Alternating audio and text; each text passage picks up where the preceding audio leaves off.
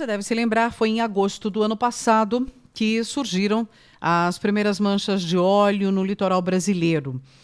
Esse derramamento, até hoje inexplicado, atingiu praias desde praticamente todo o litoral do Nordeste até o Sudeste.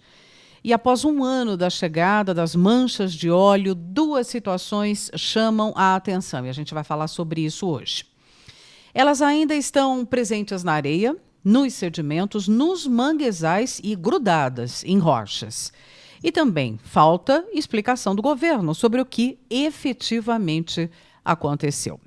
Eu vou conversar sobre esse assunto com o professor Pedro Luiz Cortes, da ECA, e do Programa de Pós-Graduação em Ciência Ambiental do Instituto de Energia e Ambiente da USP. Tudo bem, professor? Bom dia, como vai? Bom dia, Roxane. Bom dia, ouvintes. É um prazer falar com vocês. Quais foram as possíveis causas consideradas no ano passado? A gente até agora não tem assim uma posição clara, não é, do governo sobre o que de fato aconteceu. Então, Roxane, basicamente foram três as possibilidades consideradas. Uma primeira delas foi um vazamento de óleo dos campos de exploração da Venezuela, mas isso foi logo descartado. Basicamente, o motivo principal é que as correntes, elas, caso esse vazamento acontecesse, elas levariam esse óleo em direção ao Caribe e não em sentido contrário, não em direção ao Nordeste. Só em situações muito especiais isso poderia acontecer e não seria um volume assim tão significativo. Então, essa primeira opção ela foi considerada, mas também foi descartada. Teve uma possibilidade também considerada, que foi o vazamento de algum poço desativado, mas análises realizadas inicialmente pela Universidade Federal da Bahia demonstraram que esse óleo não era compatível com aquele disponível nas bacias, nos campos petrolíferos brasileiros. Então, era um óleo de composição diversa daquele encontrado no litoral brasileiro. Então, essa possibilidade também foi descartada. E uma possibilidade que foi ganhando força, mas também não se chegou a comprovar, foi o derramamento de óleo durante o transporte ou mesmo um naufrágio. As evidências não apontavam para fatos específicos, ou seja, ficou difícil constatar se algum navio teve realmente participação nesse derramamento, enfim, qual teria sido a mecânica desse acidente, e muito menos um naufrágio, porque não se verificaram destroços ou mesmo náufragos, enfim, ficou uma situação muito mal explicada, ficou uma situação muito nebulosa sobre a origem efetiva desse óleo. Foi possível, como eu disse, descartar a origem de um derramamento na Venezuela, e também foi possível descartar o derramamento, né, o vazamento de algum poço desativado. Mas fora essas exclusões, outras possibilidades não conseguiram ou ser comprovadas, ou também não conseguiram ser totalmente descartadas.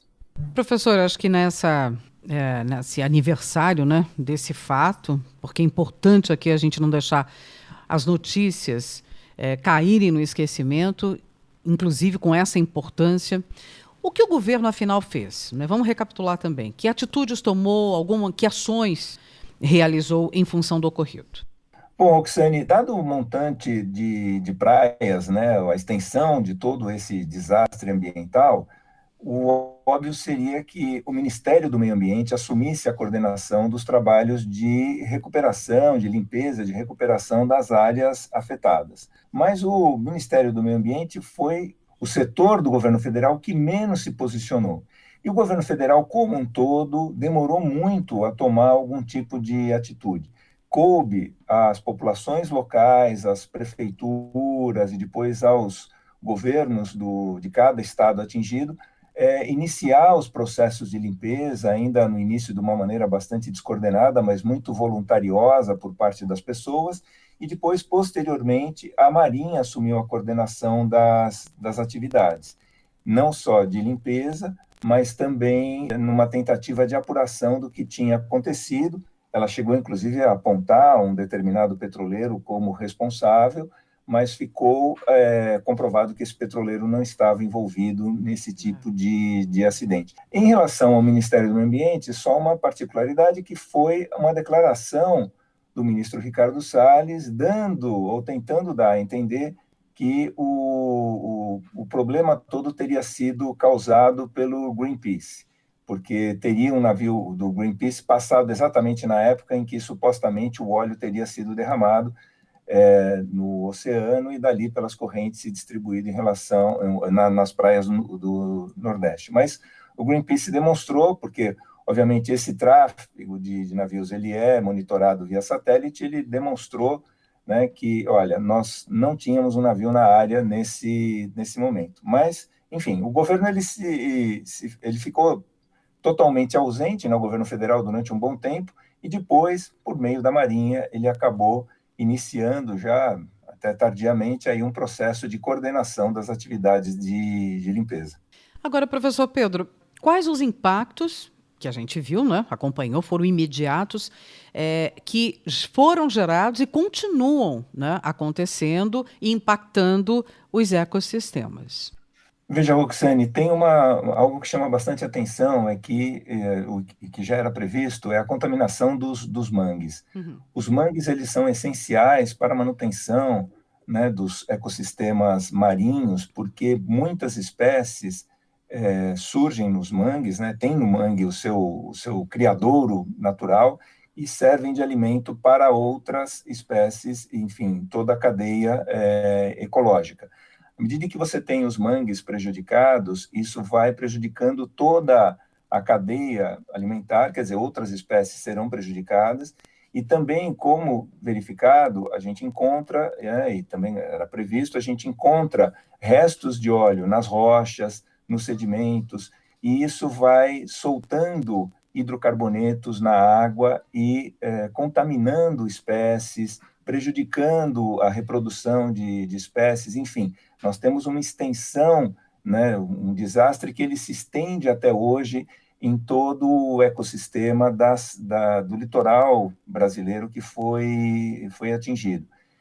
Talvez seja um impacto difícil de mensurar a curto prazo, né, por exemplo, a um ano, mas ele tende a se estender ao longo dos próximos anos e vem a se somar a outros problemas que já vêm ocorrendo, né, em relação à poluição das águas, seja por esgoto, seja por lixo, e também as alterações climáticas, né, porque há trabalhos, inclusive na USP, que têm demonstrado que espécies marinhas têm mudado o seu local o seu habitat, têm mudado o seu local de reprodução em função do aquecimento das águas, e isso tem afetado comunidade de pescadores, né? Pescadores que antes encontravam determinadas espécies em determinadas áreas, passaram a identificar uma redução no volume disponível de material para a pesca e foram obrigados a mudar, né, os locais numa tentativa de identificar novos habitats em função de todas essas agressões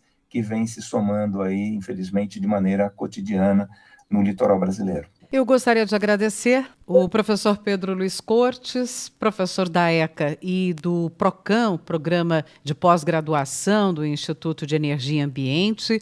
Você pode acompanhar as nossas conversas semanais nas publicações que fazemos, claro, no Jornal da USP e também no canal no YouTube O Ambiente é Nosso Meio. Você pode acompanhar, compartilhar, fique à vontade.